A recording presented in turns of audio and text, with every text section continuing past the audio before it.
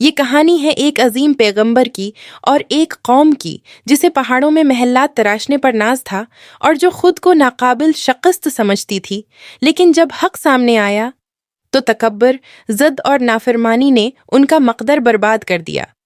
یہ تھی قومی ثمود، اور ان کے درمیان اللہ نے اپنے ایک برگزیدہ نبی کو بھیجا، حضرت صالح علیہ السلام۔ صالح پاکیزہ نسب، سچائی کے پیکر، قوم کی آنکھوں کا تارا، فصیح و بلیغ، حکمت سے بھرپور۔ پہلے لوگ ان پر بھروسہ کرتے، فیصلوں میں رہنمائی لیتے، مگر جب وہ نبوت لے کر آئے تو وہی زبانیں ان کے خلاف ہو گئیں۔ اے میری قوم، اللہ کی عبادت کرو، اس کے سوا کوئی معبود نہیں۔ اس نے تمہیں زمین سے پیدا کیا اور اس میں آباد کیا، پس اس سے معافی مانگو اور رجوع کرو۔ مگر سمود نے کہا، اے صالح، تم تو ہمارے بیچ ایک معزز شخص تھے، کیا اب تم ہمیں ان معبودوں سے روک رہے ہو جنہیں ہمارے باپ دادا پوجتے آئے؟ اگر تم سچے ہو تو کوئی معجزہ لاؤ۔ اللہ کا حکم آیا اور پہاڑ پھٹا، اس میں سے ایک عظیم اونٹنی نکلی، ایسی جس جیسی کوئی اونٹنی زمین پر نہ دیکھی گئی تھی۔ یہ اللہ کی نشانی تھی، زندہ، واضح، عظیم نشانی۔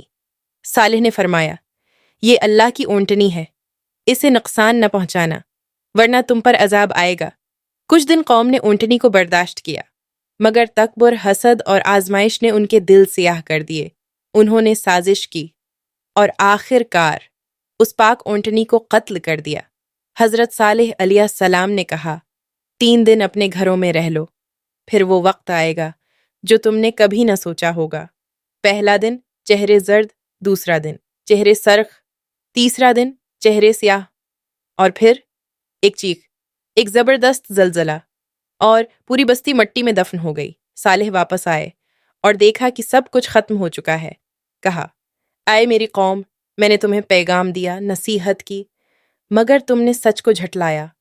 قوم ثمود ختم ہو گئی، لیکن ان کی بستیاں آج بھی گواہی دیتی ہیں کہ اللہ کی نافرمانی کبھی کامیابی نہیں لا سکتی۔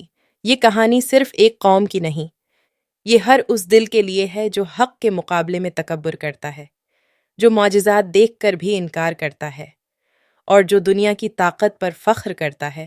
یہ کہانی آج بھی ہمیں پکارتی ہے کہ لوٹ آؤ، سچائی کی طرف، اللہ کی طرف۔